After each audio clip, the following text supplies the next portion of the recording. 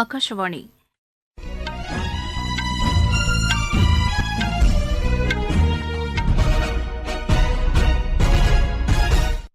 செய்திகள் வாசிப்பவர் வடிவழகி கபிலன். தலைப்புச் செய்திகள்: மக்களவைக்கான 3ஆம் கட்ட தேர்தல் பிரச்சாரம் உச்சக்கட்டத்தை எட்டியுள்ளது.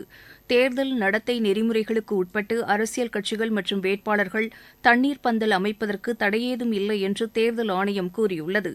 தொழிலாளர் வருங்கால வைப்பு நிதி நிறுவனம் லட்சக்கணக்கான தொழிலாளர்களின் தேவைகளை பூர்த்தி செய்வதாக தொழிலாளர் நலத்துறை செயலர் திருமதி ஸ்மிதா தவ்ராத் கூறியுள்ளார். சர்வதேச தொழிலாளர் தினம் மே தினமாக இன்று கொண்டாடப்படுகிறது. ஐபிஎல் கிரிக்கெட் போட்டியில் இன்று சென்னை அணி பஞ்சாப் அணியை எதிர்கொள்கிறது. இனி விரிவான செய்திகள். மக்களவைக்கு 3வது கட்ட வாக்குப்பதிவு நடைபெறவுள்ள 94 தொகுதிகளில் பிரச்சாரம் நிறைவடைய இன்னும் 4 நாட்களே உள்ள நிலையில் அந்த தொகுதிகளில் அரசியல் கட்சிகளின் தலைவர்கள் தீவிர பிரச்சாரத்தில் ஈடுபட்டுள்ளனர். பிஜேபி மூத்த தலைவரும் பிரதமருமான திரு நரேந்திர மோடி இன்று குஜராத் மாநிலத்தின் சபர்கந்தா மற்றும் பனஸ்கந்தா மாவட்டங்களில் தேர்தல் பொதுக்கூட்டங்களில் உரையாற்றுகிறார். சமாஜ்வாதி கட்சித் தலைவர் திரு அகிலேஷ் யாதவ் மணிப்புரி மக்களவைத் தொகுதியில் இன்று பிரச்சாரம் மேற்கொள்கிறார். இதனிடையே ஜம்மு காஷ்மீர் யூனியன் பிரதேச அனந்த்நாக் ரஜோரி மக்களவைத் தொகுதி தேர்தல் தேதியில் மாற்றம் செய்யப்பட்டுள்ளது. அந்த தொகுதியில் வரும் 7ஆம் தேதிக்கு பதிலாக 25ஆம் தேதி வாக்குப்பதிவு நடைபெறும் என்று தேர்தல் ஆணையம் தெரிவித்துள்ளது. ஏற்கனவே இந்த தொகுதியில் 3ஆம் கட்டமாக வாக்குப்பதிவு நடைபெறவிருந்த நிலையில் தற்போது 6ஆம் கட்டத்திற்கு மாற்றம் செய்யப்பட்டுள்ளது. பல்வேறு அரசியல் கட்சிகளின் பிரதிநிதிகளிடமிருந்து வந்த கோரிக்கையின் அடிப்படையில் தேர்தல் தேதி மாற்றப்பட்டுள்ளதாக தேர்தல் ஆணையத்தின் அறிக்கை தெரிவிக்கிறது. கோடை வெயிலின் தாக்கத்திலிருந்து பொதுமக்களை காக்கும் நோக்கில் அரசியல் கட்சிகள் மற்றும் வேட்பாளர்கள் தண்ணீர் பந்தல் அமைப்பதற்கு தடையேதும் இல்லை என்று தேர்தல் ஆணையம் தெரிவித்துள்ளது. தேர்தல் நடத்தை நெறிமுறைகள் அமலில் உள்ள நிலையில் அரசியல் கட்சிகள் தண்ணீர் பந்தல் திறக்கும்போது எவ்விதத்திலும் அரசியல் ரீதியாக பயன்பெறாத வகையில் செயல்பட வேண்டும் என்றும் அறிவுறுத்தியுள்ளது. தேர்தல் ஆணையத்தின் வழிகாட்டுதலுக்கு உட்பட்டு சுகாதாரம் மற்றும் தூய்மையான குடிநீர் தொடர்பான அரசின் பிற அறிவுறுத்தல்களையும் கடைபிடிக்க வேண்டும் என்றும் தேர்தல் ஆணையம் அறிவுறுத்தியுள்ளதாக தமிழக தலைமை தேர்தல் அதிகாரி திரு சத்யபிரதா சாஹூ இன்று வெளியிட்டுள்ள செய்திக்குறிப்பில் கூறியுள்ளார். அனைத்து மாவட்ட தேர்தல் அதிகாரிகளும் தங்களுடைய எல்லைக்குள் தேர்தல் நடத்தை விதிகளை பின்பற்றி தண்ணீர் பந்தல் செயல்பாடுகள் உள்ளனவா என்பதை உறுதி செய்ய வேண்டும் என்றும் அவர் கேட்டுக் கொண்டுள்ளார். தொழிலாளர் வருங்கால வைப்பு நிதி நிறுவனத்தின் 16வது மண்டல அளவிலான 2 நாள் ஆய்வுக் கூட்டம் இன்றும் நடைபெறுகிறது. இதில் பேசிய தொழிலாளர் மற்றும் வேலைவாய்ப்புத்துறை அமைச்சகத்தின் செயலர் திருமதி சுமிதா தவ்ரா, நாட்டின் மாபெரும் சமூக பாதுகாப்பு அமைப்பாக தொழிலாளர் வருங்கால வைப்பு நிதி நிறுவனம் செயல்பட்டு வருவதாக கூறினார். லட்சக்கணக்கான தொழிலாளர்களின் தேவைகளை ஆண்டு முழுவதும் இந்நிறுவனம் பூர்த்தி செய்து வருவதாக அவர் தெரிவித்தார். ஒவ்வொரு ஆண்டும் சமூக பாதுகாப்பின் விரிவாக்கம், தொழிலாளர்களின் தேவைகளுக்கு ஏற்றவாறு விரைந்து கணக்குகளை முடித்துக் கொடுத்தல், முடிந்தவரை தொழிலாளர்களின் கோரிக்கைகளை நிராகரிக்காமல் அவற்றை பூர்த்தி செய்வதற்காக எடுக்கப்படும் முயற்சிகள் இந்நிறுவனத்தின் சிறப்பை வெளிப்படுத்துவதாக உள்ளது என்று அவர் கூறினார். முற்றிலுமாக கணினி கட்டமைப்பில் இந்நிறுவனம் கொண்டுவரப்பட்டு தொழிலாளர்களின் நிதி கோரிக்கைகள் உடனுக்குடன் பூர்த்தி செய்யப்படுவதாகவும் தொழிலாளர் அமைச்சகத்தின் செயலர் குறிப்பிட்டார். வர்த்தக சமையல் எரிவாயு சிலிண்டருக்கான விலையை எண்ணெய் நிறுவனங்கள் 19 ரூபாய் குறைத்துள்ளது. இந்த விலை குறைப்பு உடனடியாக அமலுக்கு வருகிறது.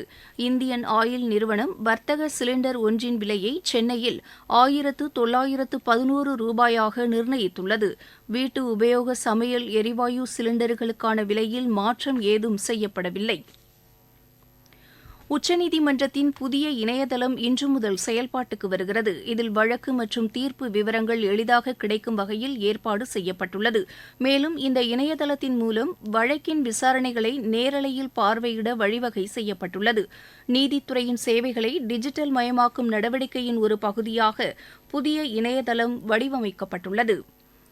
இந்தியா நேபாள முதலீட்டு மாநாடு காத்மண்டுவில் உள்ள இந்திய துணை தூதரகம் சார்பில் நடைபெற்று வருகிறது.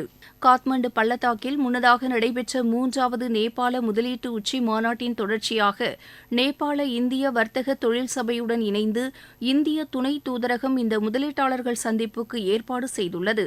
வர்த்தக தொழில் நிறுவனங்கள் நேருக்கு நேர் சந்தித்து தொழில் முதலீடுகளை பெருக்கிக் கொள்ளும் நோக்கில் இம்மாநாடு நடைபெறுகிறது. எரிசக்தி, விவசாயம், கட்டுமான தொழில், சுற்றுலா, மருத்துவ உபகரணங்கள், நிதி, சட்டம் உள்ளிட்ட துறைகளின் சேவை ஆகியவற்றில் இந்த முதலீடுகள் மேற்கொள்ளப்பட உள்ளன. இந்நிகழ்ச்சியில் பேசிய நேபாள இந்திய தொழில் வர்த்தக சபையின் தலைவர் ஸ்ரீஜனா ராணா, நீர்மின் திட்டம், சுற்றுலா, வேளாண்மை உள்ளிட்ட துறைகளில் முதலீட்டுக்கான வாய்ப்புகள் அதிகம் உள்ளதாக குறிப்பிட்டார். இந்திய துணை தூதர் திரு அனில் திரிகுணாயத் இருதரப்பு வர்த்தகத்துக்கான கூட்டு முயற்சிகளுக்கு இம்மாநாடு வழிவகுத்திருப்பதாக குறிப்பிட்டார். இந்தியா நேபாள பொருளாதார ஒத்துழைப்பு முன்னேற்ற பாதையில் செல்லும் என்றும் அவர் கூறினார். நீங்கள் கேட்டுக்கொண்டிருப்பது ஆகாஷவாணியின் செய்தி அறிக்கை.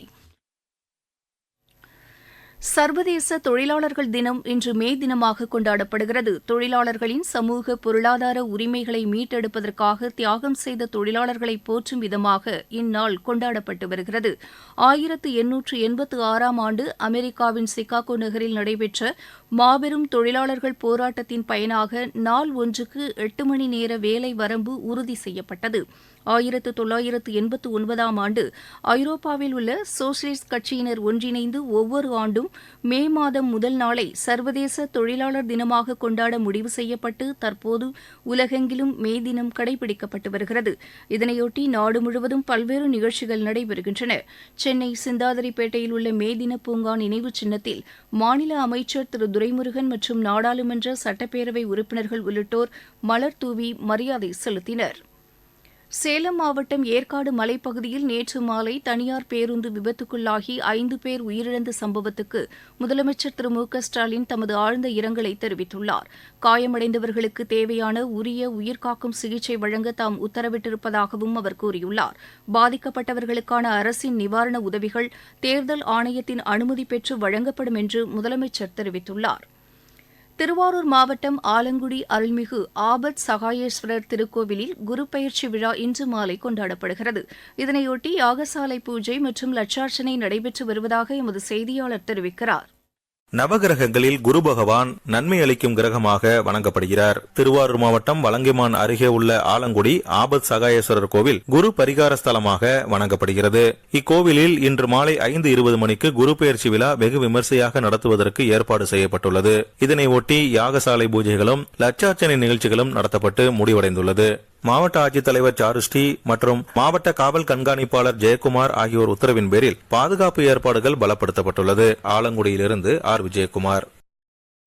இந்தியா பங்களாதேஷ் இடையேயான நல்லுறவை மேலும் வலுப்படுத்தும் வகையில் நிர்வாக சீர்திருத்தம் மற்றும் பொதுமக்கள் குறைதீர்ப்புத் துறையைச் சேர்ந்த 4 பேர் கொண்ட குழு அந்நாட்டிற்கு சென்றுள்ளது.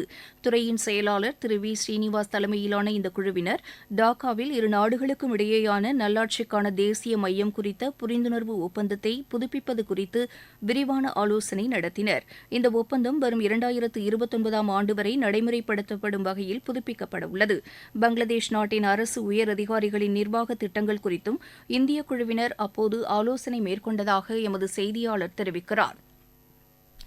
காசாவில் உள்ள ஹமாஸ் அமைப்பினரை முற்றிலுமாக கட்டுப்படுத்தும் நோக்கில் தெற்கு காசா நகரான ரஃபாவில் இஸ்ரேல் படைகள் தாக்குதல் நடத்தும் என்று அந்நாட்டு பிரதமர் திரு பெஞ்சமின் நெத்தன்யாகு தெரிவித்துள்ளார். ஹமாஸ் அமைப்பினரின் பிடியில் உள்ள பிணை கைதிகளை விடுவிப்பதற்கு பேச்சுவார்த்தை நடைபெற்ற போதிலும் வெற்றியை உறுதி செய்யும் வகையில் இஸ்ரேல் படைகள் ரஃபா பகுதிக்குள் நுழையும் என்று அவர் கூறியுள்ளார். ஐபிஎல் கிரிக்கெட் போட்டியில் இன்று நடைபெறவுள்ள ஆட்டத்தில் சென்னை அணி பஞ்சாப் அணியை எதிர்கொள்கிறது. சென்னையில் இப்போட்டி இரவு மணி 7:30க்கு தொடங்குகிறது. தாமஸ் கோப்பை பேட்மிண்டன் போட்டியின் 3வது லீக் ஆட்டத்தில் இந்தியா இன்று இந்தோனேஷியாவை எதிர்கொள்கிறது. சீனாவின் செங்டூவில் இப்போட்டி பிற்பகல் மணி 2:30க்கு தொடங்குகிறது. ஜார்ஜியா சர்வதேச டென்னிஸ் போட்டியின் காலிறுதி சுற்றுக்கு இந்தியாவின் அங்கிதா ரெய்னா ஸ்னேகல் மேன் இணை முன்னேறியுள்ளது. லொப்போட்டாவில் நடைபெற்று வரும் இப்போட்டியின் மகளிர் இரட்டையர் பிரிவு காலிறுதிக்கு முந்தைய சுற்று ஆட்டத்தில் இந்த இணை 6-1, 6-1 என்ற செட் கணக்கில் தென்னாப்பிரிக்காவின் கிறிஸ்டின் கூஸ் பிரான்சின் ஜியார்ஜியா கலாமாரிஸ் இணையை வென்றது.